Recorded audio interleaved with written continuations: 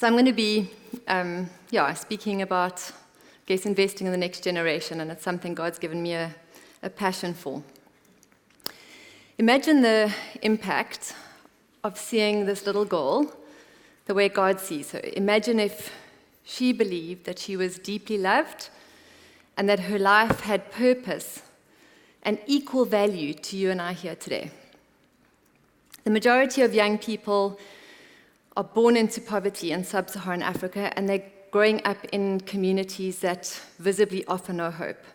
Most of them have few, if any, ethical role models or mentors in their lives. So if we want to unlock the full social, economic, and spiritual potential of a generation, we have to address the root issues of what's driving this problem and this broken system, really, of how young people are being brought up and educated. And if we don't solve this big problem, there are three major consequences that we are going to see increasing. And the first is not just unemployment, but it's the unemployability of young people. We're here at a conference in one of the most unequal countries on earth. Our unemployment in real terms is about 48% at the moment. So between the ages of 0 to 24, that makes up 50% of our population here in South Africa, and 30% is the 0 to 14 age group. And so without any forecast or, it is what it is, right now we will be having about 26 million people seeking jobs in the next 15 years, which will mean we will have more children than we have shelter or services or food for them. The second major consequence is these unbroken cycles of poverty, but also major youth unrest. We heard Alan Windey speaking this morning about his focus as having to become crime and safety. I was reflecting recently on our population explosion and looking at the stats, and across sub-Saharan Africa, 40% of the population is under the age of 15. And in a research article by the SA Institute of International Affairs, when commenting on the population explosion, it says the following: with the correct investments in young people, we have the opportunity to create a youth dividend. But if we fail to do so, Africa will face an unprecedented youth burden, exasperating unemployment, social unrest, and dependency on government handouts. And the third major consequence, if we don't solve this problem, is this endemic youth risk behavior, which has this huge burden on education and on health. Most young people are not just living daily with this economic uncertainty. There's huge peer pressure. When you don't have people that walk with you in life and love you and commit to you, there's this pressure to engage in substance abuse, to fall pregnant as a teenager, to have risky relationships, coercion, sexual violence, to drop out of school. You find acceptance in a gang. That's where you feel like you belong. It's becoming the norm for many young girls to have sex for money so that they can put food on the table for their younger brothers and sisters or for school books. A colleague and I were actually in a meeting earlier this week with some members of the Ministry of Education for Sierra Leone, a French country on the continent, and one of the directors was sharing his particular challenge with this group of about 11,000 barely adolescent girls who must now leave school to go and have their babies because they're pregnant and then come back only after that. And so these are it's no longer about maths teachers only, the burden on education, and that's for girls in school. But we need to realize that right now on the continent, being in high school as a teenager is the exception. It's not the norm, because 57% of school-going age youth are not in school. They're in an informal system. So that's the system is an informal system. Fatherlessness in our country is the norm. 62% of young people in our country do not have any biological father present in their lives. Those that have, then we can also talk about dysfunction. So if you're a believer here today, you can be assured that God, the God we serve, cares deeply about this problem. And he has entrusted us with creative and innovative solutions, because that's what his word promises. And so because of this, and Ken has said to us earlier, we have to change the narrative. We have to change the narrative of this youth bulge crisis at the bottom of the pyramid, because this is the very hope for Africa. We have to do what it takes for that little girl in my second slide to become that nation builder that she was created to become. So that's the problem that keeps me up at night. And I'm going to tell you a little bit about my story, because that's really informed a bit of my why. That's my sexy husband. And I'm a mom of those 3 beautiful children. My first language is English. My son, Linda, came into our lives when he was 11, only speaking Zulu. And he's now 20. He's a first-year student. Drives me crazy. I love him. And he was the only child from his rural primary school who completed high school, let alone got to university. I remember as a child, my dad, Rigby knows my dad, and before my dad became a Christian, he drank like a fish. He smoked 60 cigarettes a day. He was a complete racist. And his encounter with God led to, he had this very real conviction that true religion was to care for the orphan and the widow. And this resulted in a decision that my parents took for us as a family. We were 5 at the time to become 8. So I had this privilege for a whole season in my childhood of having 2 Xhosa brothers and a Xhosa sister. And there were many Christmases and birthdays where we had very little money to do anything fancy, but we had fun, and we were richer because we had this cross-cultural experience.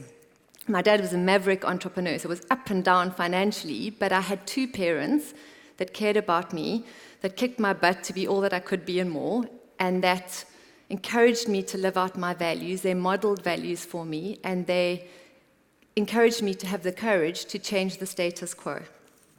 I guess I became increasingly acutely aware of this massive gap between rich and poor when I got a no-strings-attached bursary to a top private school as a white young woman in the early 90s. And it's really since those early teenage years that there's been this constant commitment to an increasing vision to see young people living lives of purpose on our continent who can be positioned to lead Africa into a place of flourishing. And my studies and this sort of crazy entrepreneurship journey I've walked over 21 years has really served that same dream to become a reality. I said to Mike, you don't have to be a rocket scientist, but if you just stick to the same thing for long enough, you learn a lot and you improve. I was reminded, actually a couple of weeks ago, I was attending a funeral in Gugulethu of an old man called Tata Dom.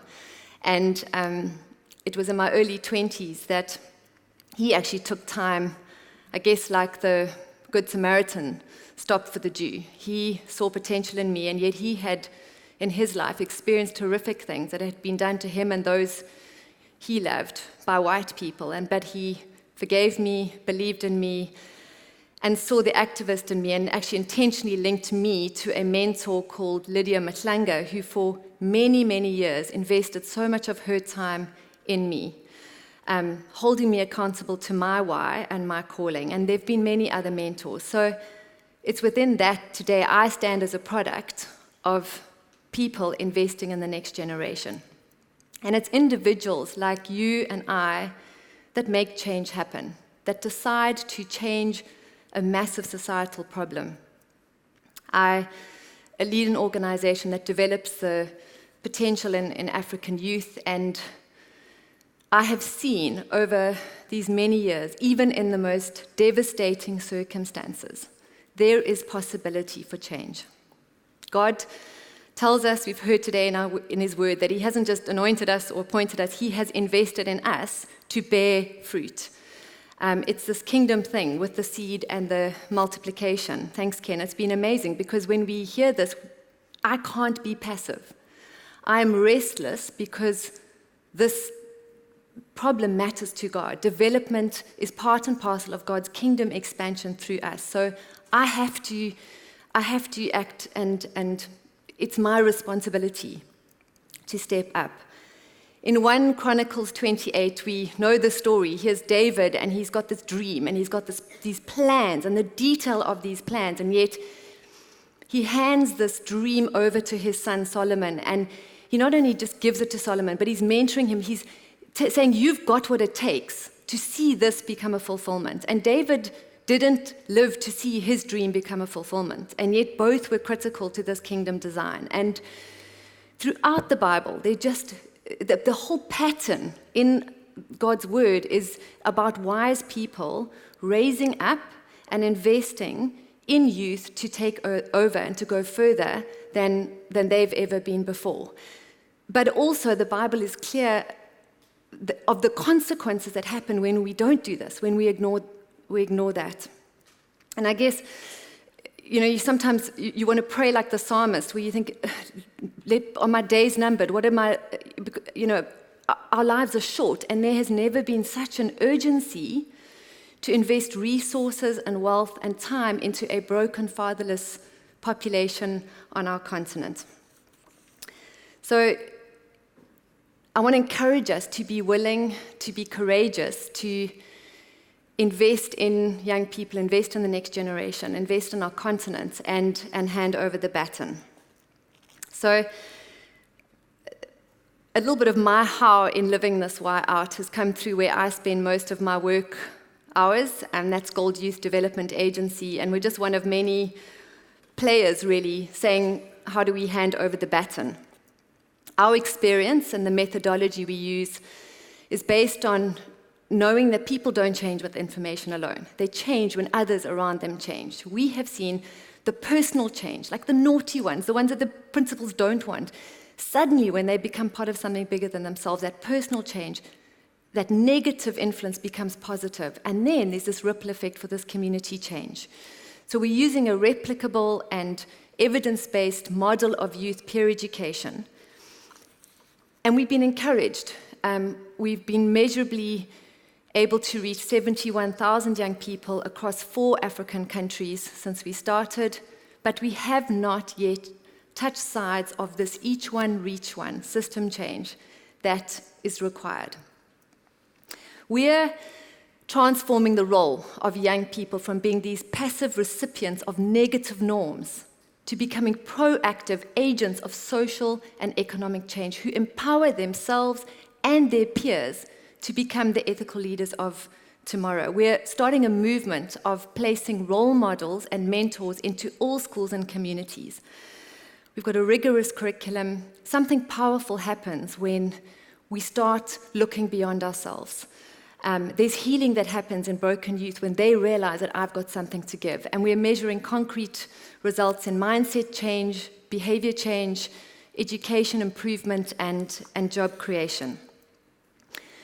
Because we work in communities where there are no jobs, and it's really dire, we're realizing we have to create jobs, and yet there's sunshine and there's soil, and now we've got a talent pipeline, and we're saying, how do we leverage this access to communities where we've got relationships and this talent pool, and ground up create solutions that sell to the poor, that employ the poor, that empower the poor. So we're piloting in the startup phase hydroponics. We're looking at solar, clean energy solutions, banking for the unbanked. Because there is no plan B, but there's huge potential. Our solution, in a nutshell, creates opportunities and jobs for young people that are unemployed between the ages of 18 and 26. We invest in them, train them, equip them, and they then, in turn, invest and train and support and mentor and get alongside adolescent teenagers, often the ones that are leaders and entrepreneurial but are disruptive.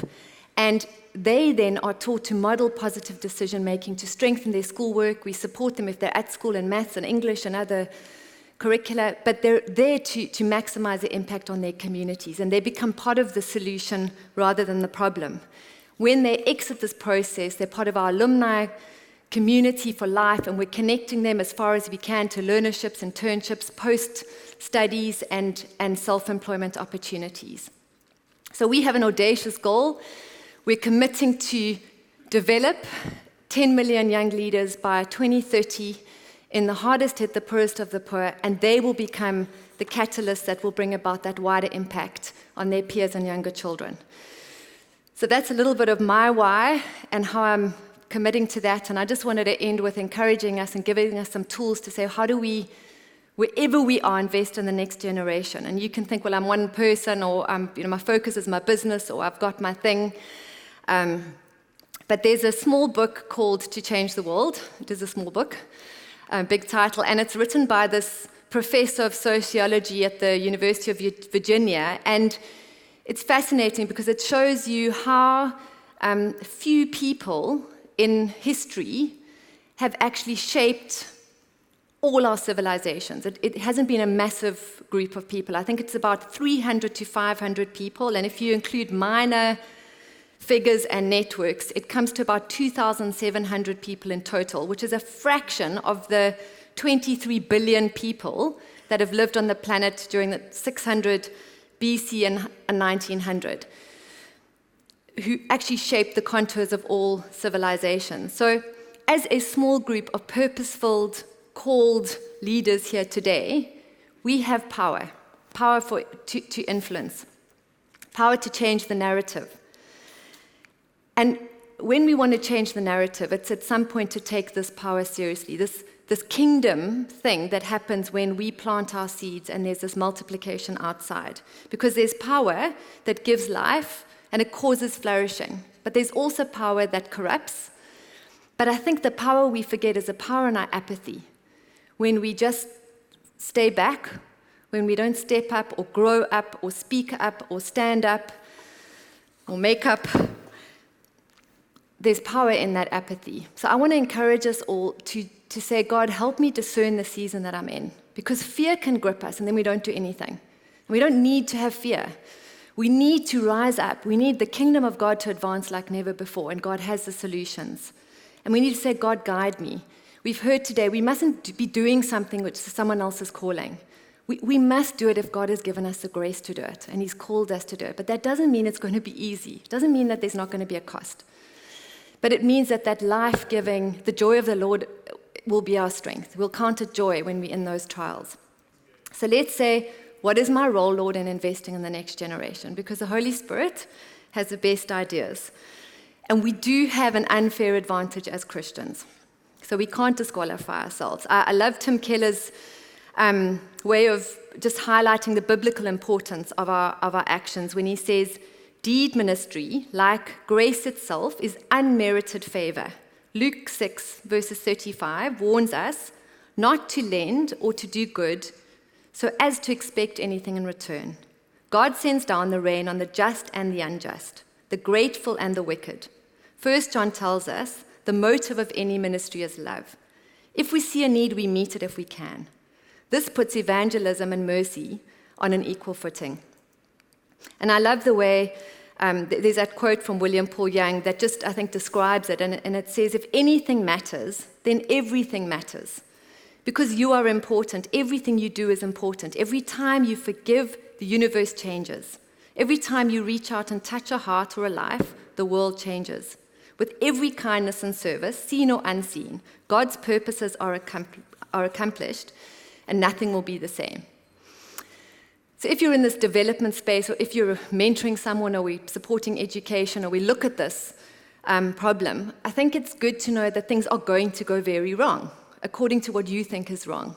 There are going to be huge challenges, but it doesn't mean we don't stick it out. We don't keep on keeping on. Because this is not our story. It's our story, it's our core story, but we're part of God's story. And God is far more committed to His plans and purposes for this generation than any of us can ever be. And there's freedom in that, because then it allows us to be obedient. Obedience is better than sacrifice, and it allows us to be a part of something so much bigger than ourselves. I have seen youth from some of the toughest communities overcoming themselves. They have fought the mindset that said, you will never succeed, you will never lead, you will never role model a life of purpose-driven behavior or inspire someone. I've seen youth not just overcoming themselves, but overcoming their circumstances. They have fought injustice, prejudice, poverty, untimely death and loss, and they've had no resources at times where they needed just something. Sometimes they don't even have taxi money, and yet they've allowed this adversity not to break them, but to shape them and grow them. And I've seen young people overcoming their environments where they've fought to say, I'm not going to settle for a lesser life. Despite everyone pushing me to just be like others, I'm going to rise above this. And just in the midst of the flow going one way, they are choosing integrity. They are choosing character. They are choosing community. And ultimately, it's like these dead bones starting to live. They're choosing life. And sometimes we won't see it in our lifetime. Sometimes we don't see the full story. But we need to be faithful. So I'm going to end with a video just now, but I think it's to remind us that these seemingly small stories carry momentum. And let's trust God, but let's also be faithful. Let's sow our seeds. Let's not just hold on to our seeds, because your obedience may be the very thing that allows that little girl in my second slide to discover and know her why. So we're going to see a video of the guys on the front line and what young people are doing to play their small little bit in really Africa's redemptive story. Thank you.